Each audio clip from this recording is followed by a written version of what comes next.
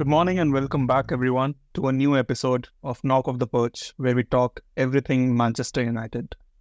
Big week for Manchester United as breaking news after breaking news we've received. Our beloved Erik ten Hag has departed, has been sacked after 2 years and 3 months of service. In this episode, we talk about what Erik ten Hag has done over the years. Welcome back, Aruj. Erik ten Hag finally gone. You called it before the game. It didn't tend out to be the El Sakiko. What are your feelings? Yeah, I'd hoped it would be Lopetegui and not Erik ten Hag. But even when we were discussing that, the general feeling that both of us had was maybe in the immediate aftermath of a loss, whichever manager were to lose this game, the sacking wouldn't happen immediately. And especially in United's case, the fact that after the international break, the big meetings, etc., that happened, Ten Hag continued after that. I didn't think the sacking would happen, especially based on how Ten Hag set up the team against West Ham. I don't think he could have done anything better. On a good day, we would have been 2-3-0 up by the end of first half, and then we would have cruised to a victory. It would have been an easy win.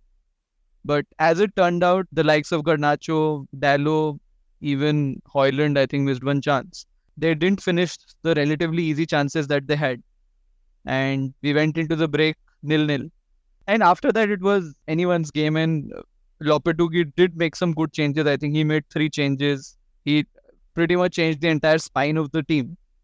And Somerville, I think, was the one who had a lot of energy when he came on. He was pressing a lot. He was getting onto the second ball as well. And he eventually turned out to be the goal scorer, getting that one goal. So then, I think then it was like any other game. So Erik ten Hag did, in my opinion, really well in that first half to set up the team against a West Ham team who we knew would be open, chances would be created, and we did the maximum to create those chances, just couldn't finish. But yeah, what did you make of that game? And in your opinion, was it the right time to sack Erik ten Hag in the aftermath of that game? So the game was a very frustrating one. It did feel like a game where we didn't have luck on our side. I mean, we created all the chances we could create, just couldn't finish. United attackers did huff and puff, but no disco. In the second half also, when we were trying to make a comeback, we did score a decent goal. I thought a good goal we scored. Even after that, we were quite dominant. Of course, it was a shambolic decision by VAR. People don't talk about it that much. Michael Oliver is truly, not to mince my words, it's truly a disgrace to the game. I very much want to have some consistency when it comes to VAR. The decision against Bruno in the Tottenham game, which could have, these decisions have cost someone his job. Now, it will be very unfair to say that just because we lost against West Ham, which brings me to your second question, I don't think the sacking had anything to do with the West Ham game. I think it was a premeditated decision and the board was just waiting for another bad result. It could have been any game. And they had sounded out managers before this game.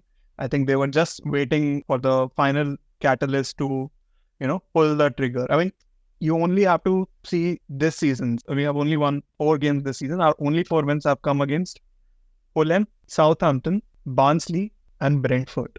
This talks to you about, what the state of affairs had been. We had lost against Liverpool. We have lost against Tottenham. These are our top 6 rivals. We haven't won a single game in Europa League. In the last 8 matches, we had won only 1 game. And there was no inspiration I could see in the game. I mean, yes, the players were trying. Yes, but we do need some spark, something to come alive in the game. No one is ready to take responsibility. It all boils down again to the personnel versus management, and they cannot fire players in between the season. So if something had to change, it would have been the manager which had to go. This leaves us in a very uncertain place. I was just saying, I think, and we'll hold on to that thought when we talk about the next manager. I think we'll come back to this particular aspect in terms of, what is the kind of accountability that players hold vis-a-vis what is the kind of accountability that managers hold. We'll talk about that. But I slightly differ with regard to whether it could have happened after West Ham game, or probably if we lost against Chelsea, it could have happened then. My thought there is that yes, it feels to me now, seeing how things have unfolded, that there were certain managers that were already in the mix, and Ruben Amorim being one, and there were certain conversations going on, but that final decision wasn't taken yet. Obviously, I think this was a place where, had we won this game and lost out narrowly to Chelsea, this might not have been the situation, because Chelsea, they're in good vein of form. They've been doing well. Had we performed there, continued our decent performances and built onto them, we might have still seen that progression. So, in my opinion, anything could have happened, and this is just personally what I think could have played out. So that is one. And second, again, you talked about it, and not to put the blame on refereeing, and see, this would have happened either ways. Some of these refereeing decisions wouldn't have turned the tide so much that Erik ten Hag would have been in a much better situation. But my issue with this entire VAR and how they're managing it is, when it came into the game, it came in to solve for blunders by the referees, right? I mean, you will remember, we would discuss it like probably 8-10 years back, when they, I think it was Liverpool, when they gave a red card to another player instead of somebody else. It was Arsenal. Correct. Chamberlain gave made a foul and saved by him. Yeah. So it was Arsenal. So stuff like that, right? Or stuff like when it is a very clear penalty and it is not being given. But what is happening now is VAR is intervening on all these little things, which is actually slowing down the game further. The idea is always to keep the game flowing. And that is where my starting point is. I will not get into whether United is at the receiving end of it. In sometimes we have been at the, that game against City. We got the rub of the green on our side for that, when Rashford left the ball, or sorry, Bruno left the ball and Rashford scored it.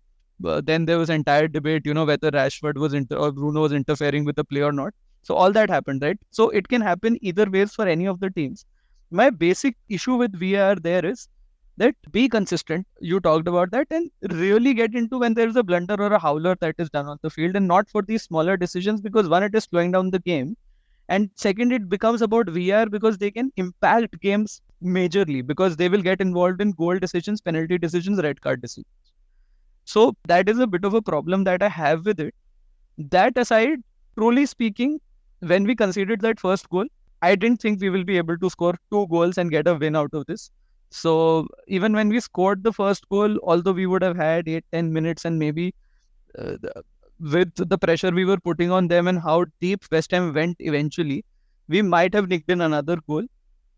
And a draw might have been, for all the chances we missed, it would have been a decent sort of punishment to this United players to say that, okay, if you don't finish your chances, you don't get 3 points.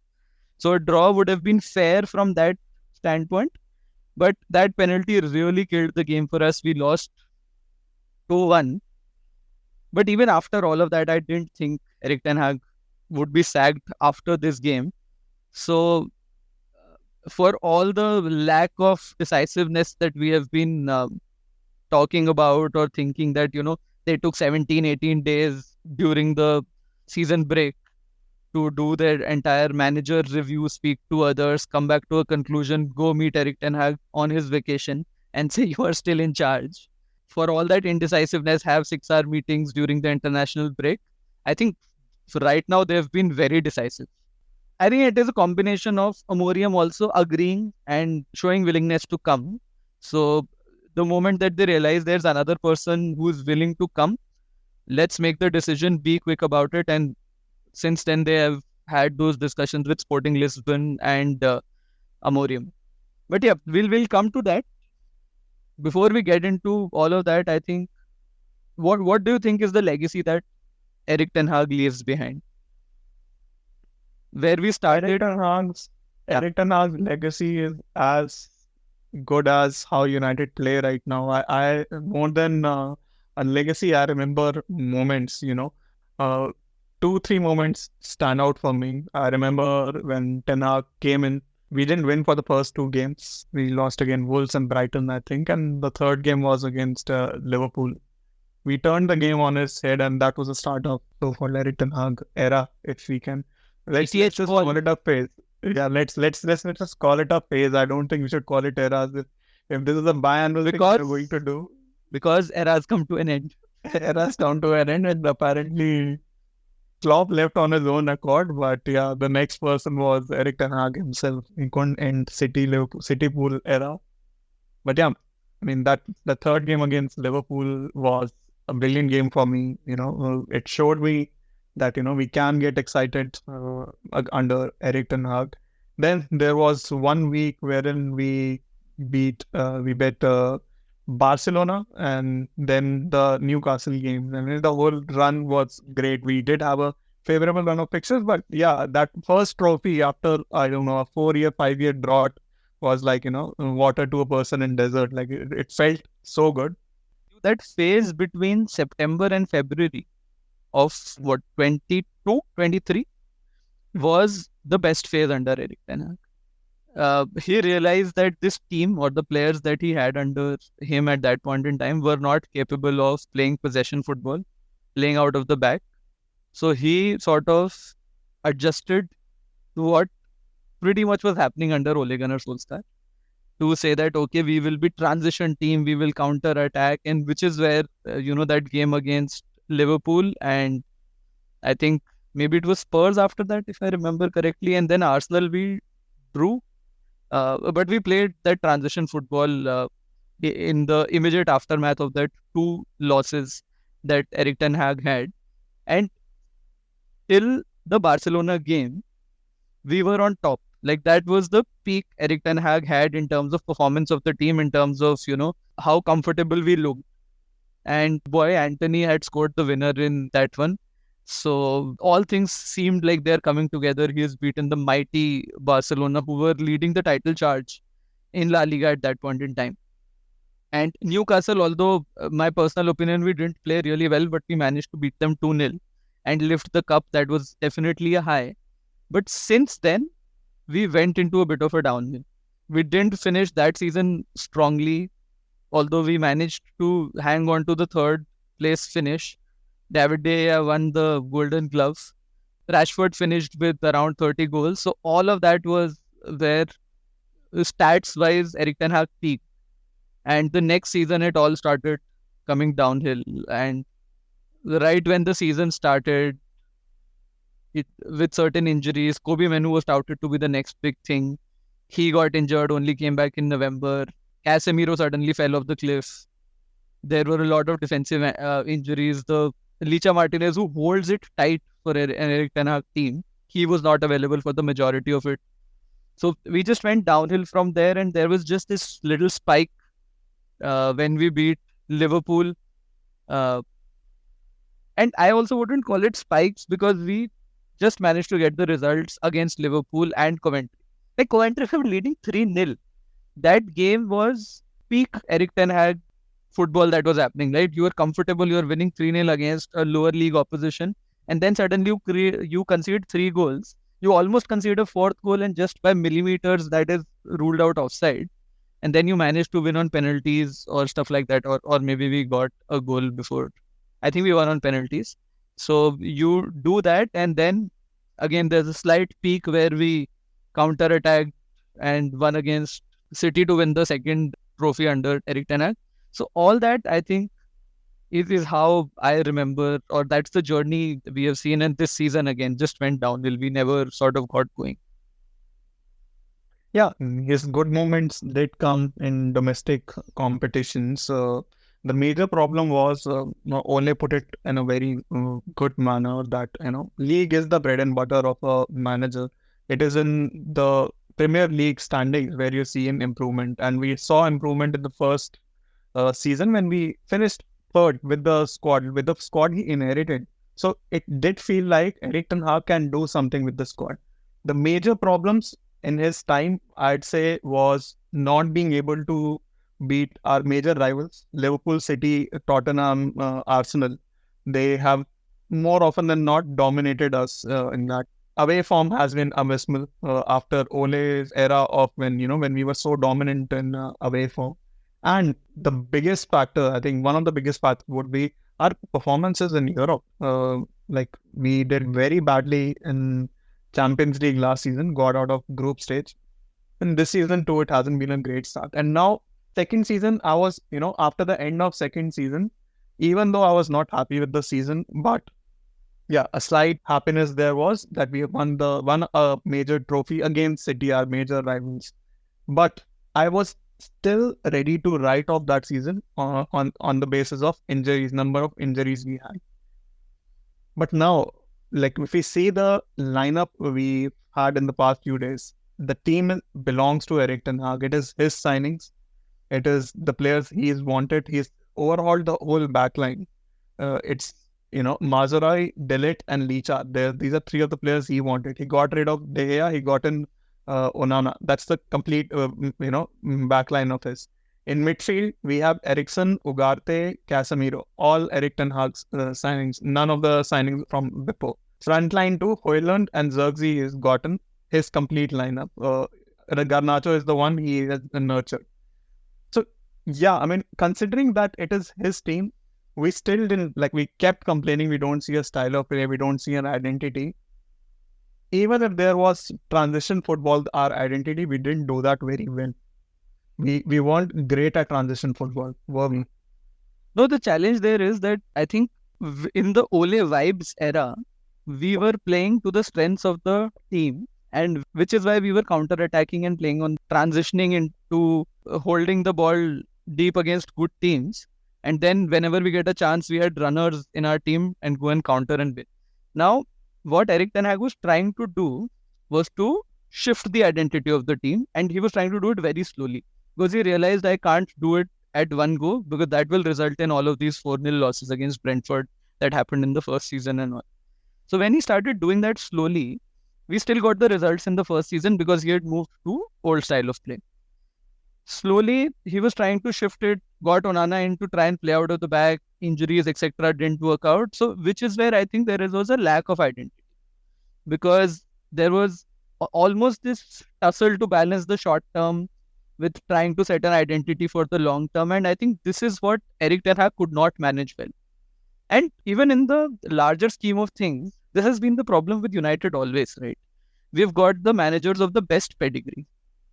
We've got a very technical Louis van Gaal who would focus a lot on possession-based football. His entire idea was if I don't give the opposition ball, how is it that they're going to attack? And that would result in trap draws or maybe nicking a 1-0 win at times. Then we had Jose Mourinho, who was master at, understanding the philosophy of others, trying to tactically set up the teams to, get that goal against them and then sit deep and try and get those 1-0 wins. We had Ole, who was trying to play to the strengths of the players and not really having a definite identity. So we have tried all of this. And then we have Erik ten Hag, who came in with this Cruyff sort of, derived from Cruyff football, where you play from the back, you try to dominate opposition. But I think in all of those years or phases, what we have seen is, I don't think the kind of players we are getting are capable to play that sort of football. So maybe Ineos are doing something well. They are thinking less from a manager standpoint and more from the standpoint of, okay, now we have a technical director, we have footballing people in our hierarchy who are realizing that if we want to play a certain style of football, what players do we need? What manager do we need? And hopefully the next manager is coming through with that philosophy in mind. If he's not, then I'm just afraid it is going to be the same cycle. Cool. So before we get into what next for United, just a quick, let's stack rank our managers in terms of, after Sir Alex Ferguson era. And let's see where Erik ten Hag comes in. We will not talk about the caretaker managers. Maybe we can include Ralf Rangnick as the interim in that list. But Moyes, Van Gaal, Mourinho, Solskjaer, Rangnick, ten Hag. How would you stack rank them in terms of, let's start from least to best? I think my least favorite time of watching United was under Louis van Gaal when we were playing a lot of boring draws. Moyes, I was still, I don't know. Moyes, I was still excited to see because we were being linked with the good players and all. I thought he was given the shortest stint as well. We were linked with Gareth Bale, Toni Kroos, Fabregas and whatnot. But we got didn't get any of them. So yeah, let's just put because nothing great happened in that era. Let's just put Moyes on bottom rather than Louis van Gaal. I agree. Who's next for you? For me, next I think is Ralf Ragnick. Although he was trying to do some of the basics right. Ralf Ragnick was also a caretaker, no? He was That is what I said.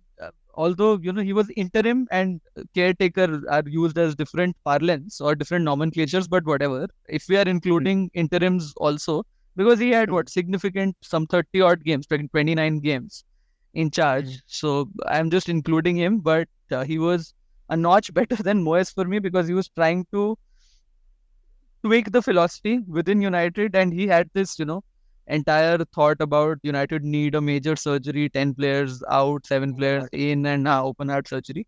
So all of that was required. So that was the only good part because the football under him was, maybe we were trying things, we were trying to make Ronaldo press and all of that. That didn't happen. So I would rate him, whatever this is, 6 managers, so 5th on that list. 4th, Louis van Gaal. Yeah, toss up between Louis van Gaal and Ole for me. I don't know what you think. The only reason why there is a toss up, I enjoyed Ole era decently well. He didn't win a trophy. Louis van Gaal managed to win the FA Cup at least. Is the football was so boring. Okay. I have to admit to this. I've never slept while watching a United match. I passed out while watching Louis van Gaal matches. We had 60%, 70% possessions and not useful possessions. It wasn't Pep Guardiola tiki-taka position. It was sideway passing. That what is my memory of Louis van Gaal era? I always remember, for some reason, the moment I think about Louis van Gaal, I immediately picture the ball with Daley Blind. And Daley Blind passing it from left side of the midfield. He was either playing a left back, a defensive midfielder, or a centre back. And I really liked his versatility, just as a side note.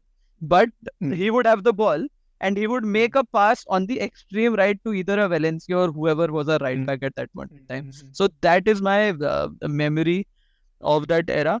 But yeah, sure. Daley Blind was my absolute favorite during Louis van Gaal, but our other signings were questionable at the best. I don't think anyone has survived. Only thing which Louis van Gaal I think gave us was I think Rashford's debut came under Louis van Gaal. Rashford's debut came in. Marshall was signed under Louis van Gaal.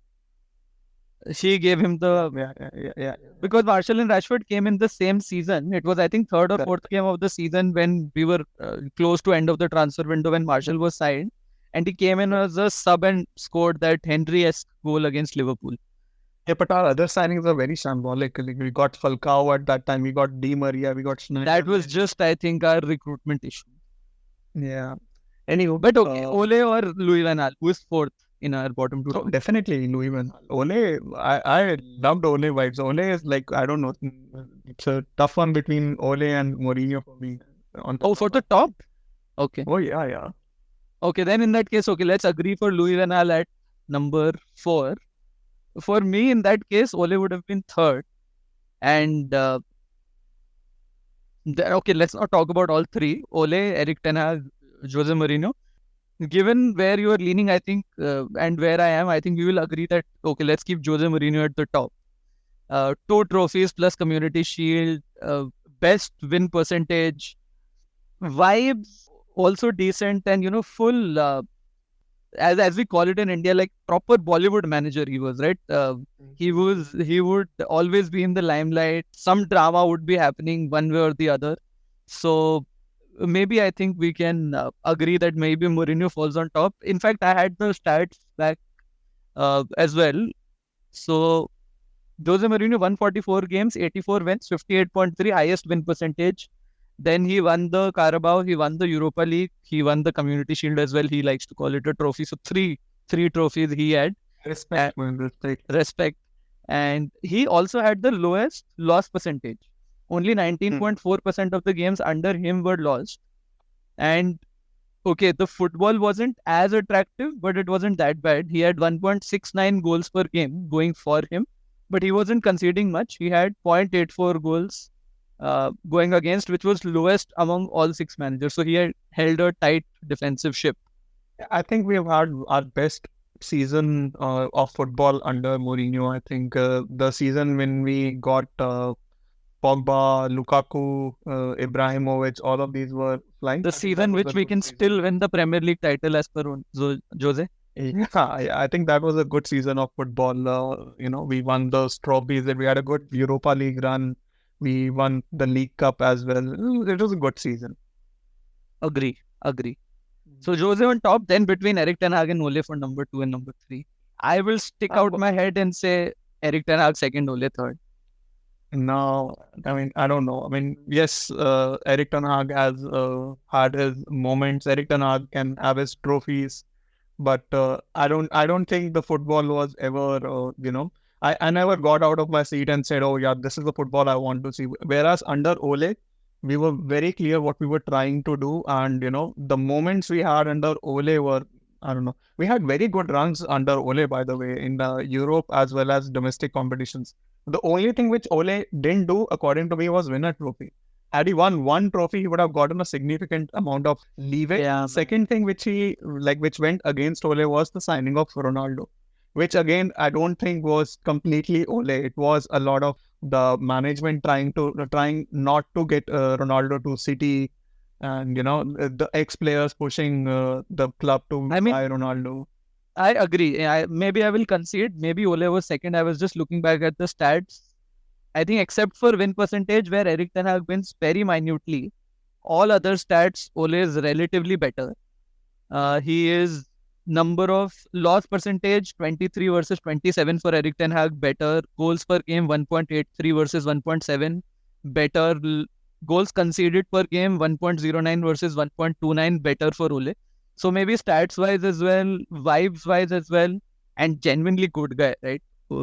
Remember when we had traveled to United and we were doing the stadium tour, there was somebody from Norway there, and they said that please stop saying it as Ole Gunnar Solskjaer. It's Ole Gunnar Solskjaer. Yes, correct. So yeah, I think some of those memories. You know what my favorite part was under Ole?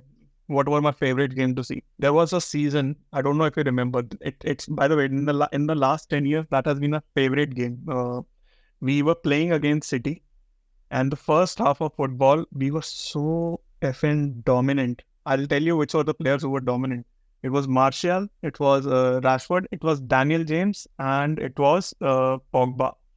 These 4 players ran riot. That was the best half of football I've seen from United in the last 10 years. And that was counter-attacking football, right? That was... No, it wasn't. We were attacking that game. The first half we were attacking, obviously. We scored 2 goals. We hit the woodwork twice in that one half. And then City got back 1 goal. So it was a 2-1 win, but it was a brilliant game. And I'll tell you why. That season we beat City. We beat Pep Guardiola City 3 times. Ole had a brilliant record. That was my favorite thing about Ole. Fair enough. That Ole second, Jose to the top. Jose that we discussed. We didn't know that will be the case after Jose left. I think we were quite relieved when Jose left, because things had turned quite toxic under him, and when he left. But in hindsight, that thing with Pogba. In hindsight, I would get rid of Pogba. I would get rid of Shaw. I would get rid of Martial. That is one thing which I think has changed for the better in the last 3 years. We have taken out the player power. We have seen that against Ronaldo. We have seen that against Jadon Sancho. We are seeing it now that players who don't play well don't get that many minutes. Somehow, I think Anthony has nude photos of Ten Hag or something, because he keeps getting starts and he keeps getting on the bench. But other than that, I think it's a clear philosophy that if you don't earn your place in the squad, there's no place for you at United. And I think Ten Hag is one manager who's leaving the squad, who's leaving a better squad than what he inherited. So he has let out of a lot of deadwood. We have to realize that. I think that could be his legacy, right? Hopefully, under the next manager, we are able to do well, and we are able to remember Ten Hag in a good light, to say that okay, he set us up well, and we all have a positive feeling about him. To be very honest, even right now, I really feel for the guy. United is not an easy job to come into. He had done really well at Ajax. I hope he goes on to get a big job again and I hope he does well. I really do. And I think of all the ex-managers that we have had, Jose also I think has been past his prime for how good he has been. So I don't think Jose again will become that big team manager once again. So, but for Erik Ten Hag, I really hope he does, and I have a feeling he will. Oh, I really hope he spends his severance package very wisely. I hope he parties a lot. He gets a good rest. I see. I do hope he gets a great job, and I think he will. I think he'll land up at a good club. There's a possibility he'll land up at Ajax once again. Good luck to Erik. Thank you to Erik. It was great having him at United, and we really hope we kick on from here. Like there is no way to go but upwards. All right, folks, this would be from us this week. Do give us your feedback. Do share the episode. Do like the episode. Do let us know how we can improve. And yes, as always, this is our perch. Let's knock him off. Until next time, stay united.